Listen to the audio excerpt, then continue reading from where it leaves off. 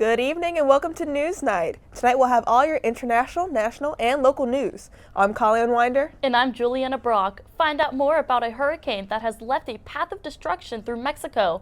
Also, hear more about a family that has finally been found after missing more than a week. Also, reporters will have all the details about a man that hiked thousands of miles in the name of breast cancer awareness. Also, we'll give you all the details on a local theater that is adapting to be more inclusive. All this and more coming up on Newsnight.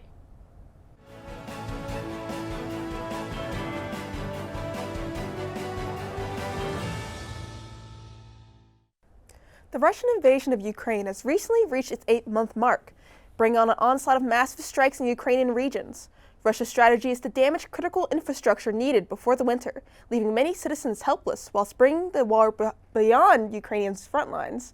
The wave of airstrikes has destroyed many energy-generating facilities since last week, specifically targeting regions such as Cherkasy, Klimsky, Odessa, Rivne, and Lutsk. Ukrainian officials claim that 40% of the country's electric power systems were extremely damaged, with 30% of power stations destroyed. Deputy Mayor of Western Lviv, Serhiy Kurau, speculates that, quote, the more successes the Ukrainian armed forces are having at the front, the worse it's going to be for the people on the home front, because Russia is going to do all it can to target civilians and to target critical infrastructure, end quote. Damage to facilities providing necessities will bring in a new wave of Ukrainian refugees to neighboring countries. This is clear as Russian forces have issued forced deportations of Ukrainian citizens in Russian-occupied areas, which is a war crime deemed by the United Nations. The assault hasn't stopped there, as concern over Russia bombing the Kurhovik hydropower plant, where more than 100,000 citizens will be subjected to intense flooding. Ukrainian officials remain hopeful as forces are currently working on destroying Russian missiles and drones surveying the area, saving citizens from further inconveniences. 2 deaths have resulted from Hurricane Roslyn making landfall Sunday morning on Mexico's west coast, bringing in winds of about 120 miles per hour. Once hitting land, the hurricane quickly went down to a tropical storm. However, the heavy rainfall was enough to cause damaging floods and landslides. A 74-year-old man and a 39-year-old woman were both killed after taking shelter in unstable locations.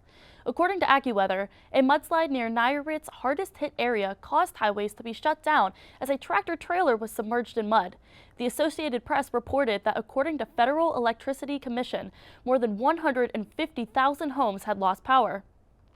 1/3 of those homes got power back later on that Sunday. In the Nayarit village of Sayulita, homes were buried by landslides. Residents waded through mud on the roads once the water receded in an attempt to salvage their belongings. As of Monday, some streets were still full of water.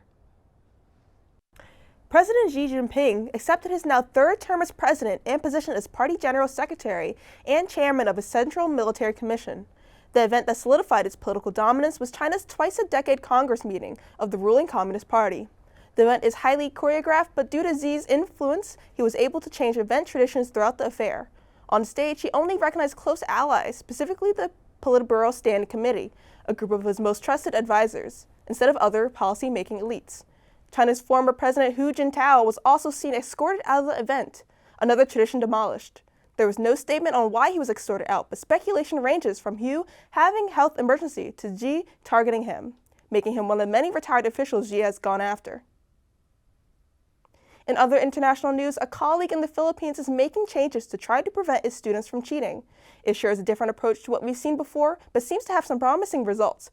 Reporter Devin Ami has more details on the approach they're taking. Picture this. It's midterms exams week, and you walk into a classroom full of students with strange items on their heads, ranging from paper hats, cardboard boxes, or even a motorcycle helmet.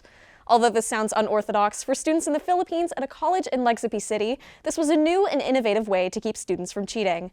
They call them anti-cheating hats, a way for students to get creative while also preventing potential chances to peek at another student's paper. A professor, Mary Joy Mandane Ortez from Baikal University, stated that she was looking for, quote, a fun way to ensure integrity and honesty in her classes, end quote.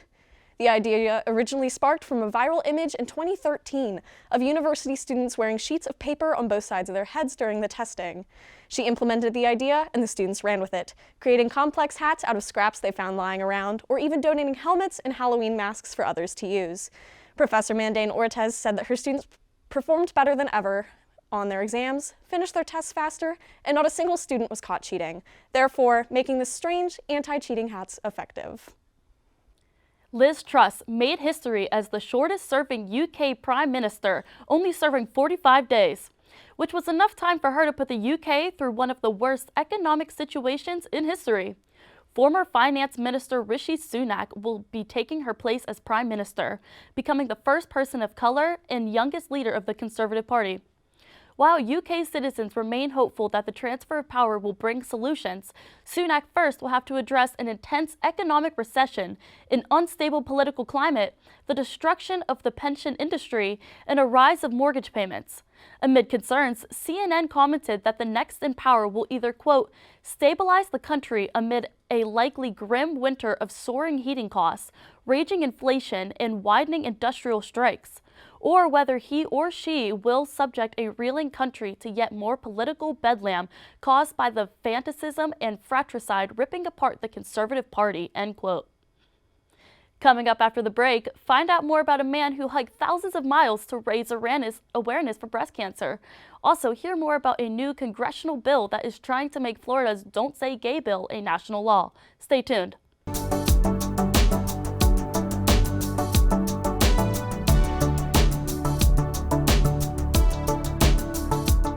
Good evening. Good evening. Good evening and welcome back to Newsnight.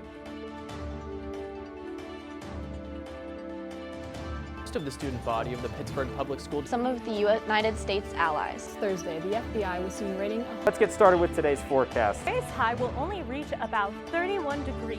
It's looking a little cooler than we've seen in the past few weeks. All this and more. All this and more. All this and more coming up on Newsnight. Coming up on Newsnight. Coming up on Newsnight.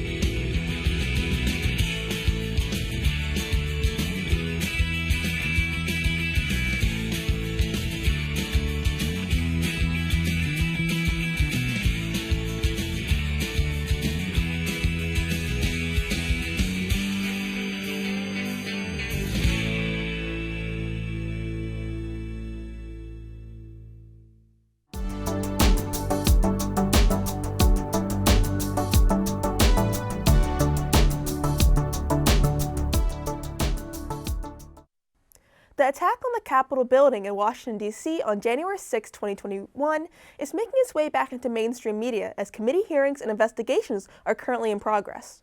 The attack was incited by former President Trump and his supporters, most being a part of anti-government groups like the Proud Boys. With less than 3 weeks till Election Day, a video resurfaces of Maryland's Republican gubernatorial candidate, Dan Cox, accepting a gift from Maryland Proud Boys at his primary victory party on July 19th. The video shows a man with a black polo donning the Proud Boy insignia, presenting a gift to Cox saying, quote, "Here, this is a present from Maryland Proud Boys to you," end quote. Cox claims he did not hear what the man said in the noisy party setting. He also explained that he has never seen the man before and never saw him again after the exchange, emphasizing he has no affiliation with anyone involved on the violence of January 6. Other instances have resurfaced as Cox had made many tweets praising former President Trump, insisting the 2020 election was rigged, and calling former Vice President Pence a traitor when refusing to overturn the election, as well as his attendance at Trump's rally on January 6 with Frederick County Conservative Club. Cox claims he was at the rally but did not follow suit to the U.S. Capitol. He has since taken the video down from his Vimeo account and started a sweep of deletions on all his social media platforms in an attempt to distance himself from the former U.S. president. This includes his Twitter and GAB account, a social media platform mostly used by white nationalists, deleting over 1,000 posts within the sites after winning the primary to focus on his campaign on restoring freedom instead of uplifting Donald Trump. A family of 4 has been located in Wisconsin after this past weekend from unexpectedly leaving their home in Fremont, Michigan. Anthony and Suzette Sirigliano, along with their 2 sons, Brandon and Noah, were last seen on Monday, October 17th at a gas station 5 hours north of their home. From there, the family has not been seen nor heard from until a week later when they were found.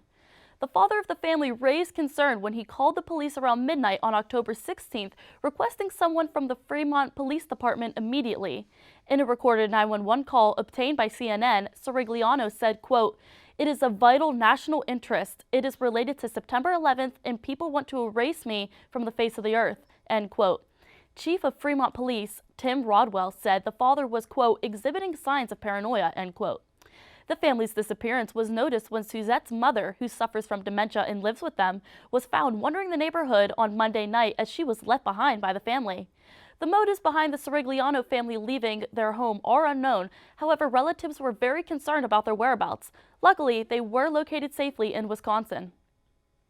A group of 16 researchers recently joined NASA's team to spend the next 9 months studying unidentified aerial phenomena, also known as UFOs. According to NPR, the researchers will use unclassified data to lead a report that will be made available to the public next year. The selected research group included professors, scientists, and oceanographers, and others who study space. The study began Monday and is designed to, quote, "lay the groundwork for future study of the nature of UAPs for NASA and other organizations," end quote. Over the years, there have been many different programs that have tried to raise awareness for different diseases and disorders. However, October is Breast Cancer Awareness Month, and one man went above and beyond to try to spread the word. India Durham has more on the story. One man, Clay Chapman, continues to complete a journey of walking over 4,800 miles in honor of raising awareness for breast cancer. Following the path of the American Discovery Trail, his journey started in February from Delaware and will end in October in California, specifically Point Reyes National Seashore north of San Francisco. Chapman's motivation started when losing both his parents to cancer, specifically breast cancer, with his mother. According to KCRA 3 News, in an interview, Chapman said, quote, "My mother passed away from breast cancer 10 years ago, so this hike is very much a way to honor her," end quote. According to KCRA News, Chapman is also walking in support of the Louisville, Kentucky nonprofit Hope Scarves. He plans to finish his walk towards the end of October, the closing of Breast Cancer Awareness Month. From Clay Chapman, quote, "It's these little beacons of hope that are out there in the distance, and it really helps you know that this world is not as dark as it often seems," end quote. Congressional Republicans introduced what some are calling a national version of Florida's Parental Rights and Education Bill, or what critics have called the, quote, "Don't Say Gay Bill." Representative Mike Johnson of Louisiana and 32 other Republican members of Congress last Tuesday introduced the Stop the Sexualization of Children Act of 2022, which would prohibit the use of federal funds to, quote, "develop, implement, facilitate, or fund any sexually oriented program, event, or literature for children under the age of 10 and for other purposes," end quote. The bill defines sexually oriented material as, quote, "any depiction, description, or simulation of sexual activity, any lewd or lascivious depiction or description of human genitals, or any topic involving gender identity, gender dysphoria, transgenderism, sexual orientation, or related subjects," end quote. The legislation would affect all federally funded facilities and programs, including public libraries, federally funded schools, military bases, and hospitals. After the break, we'll have all your local news. Find out more about a road rage incident turned shooting in Monroeville. Also hear about what changes a local theater is making to be more inclusive. We'll be right back.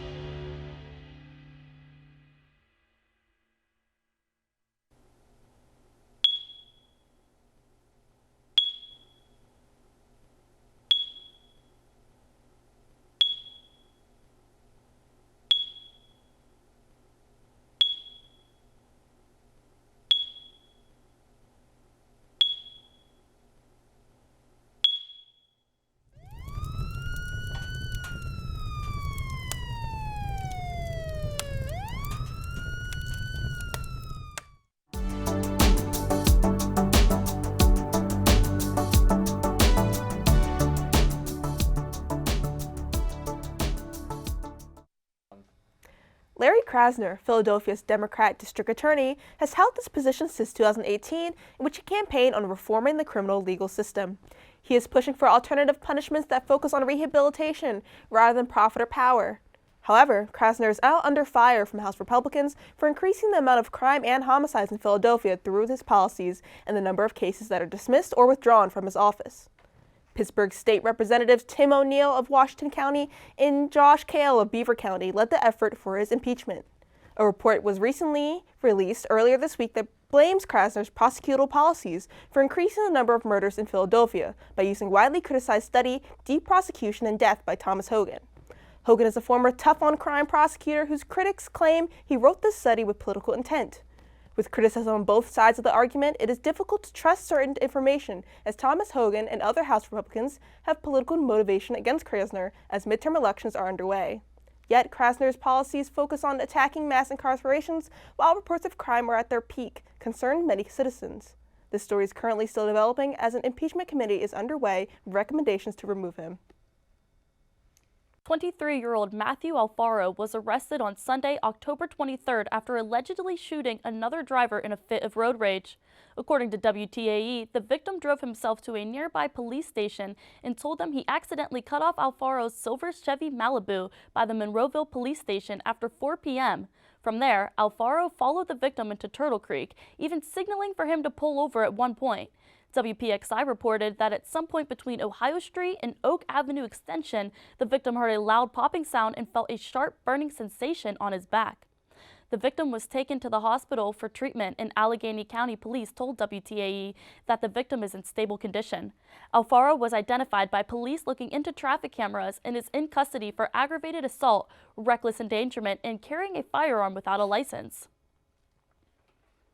Recently, there was a false report of a shooting in Oakland. An active shooter threat is no place to mess around. However, at UPMC Presbyterian, there was a false alert sent out identifying an active shooter situation. India Durham has more information.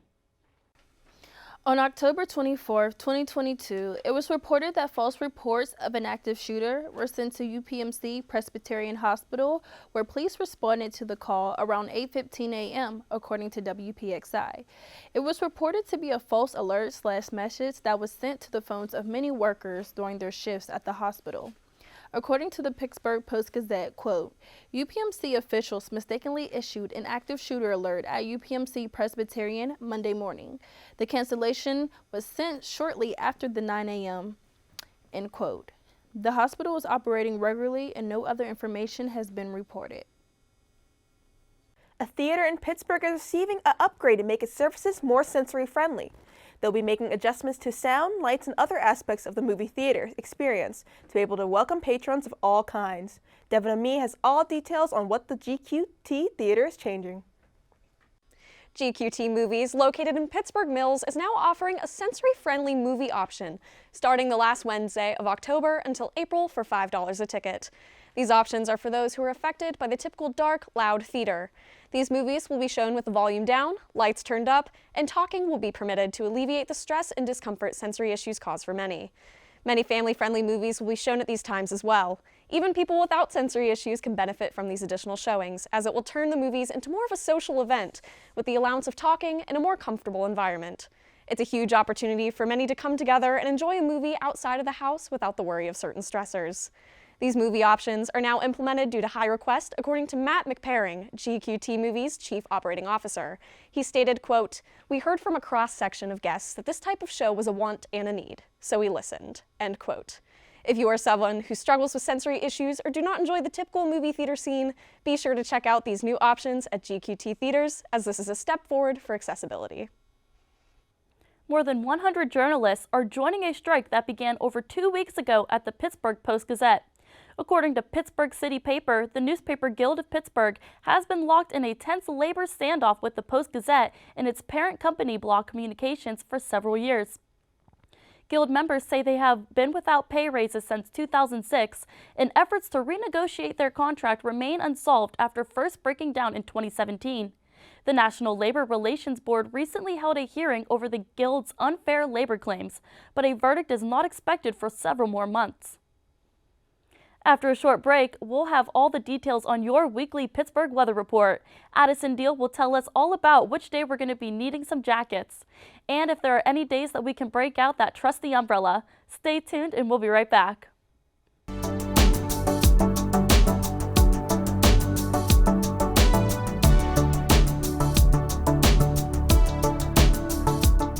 Good evening. Good evening. Good evening and welcome back to Newsnight. Most of the student body of the Pittsburgh Public School. Some of the United States allies. Thursday, the FBI was seen raiding. Let's get started with today's forecast. Today's high will only reach about 31 degrees. It's looking a little cooler than we've seen in the past few weeks. All this and more All this and more All this and more coming up on Newsnight. coming up on Newsnight. coming up on Newsnight.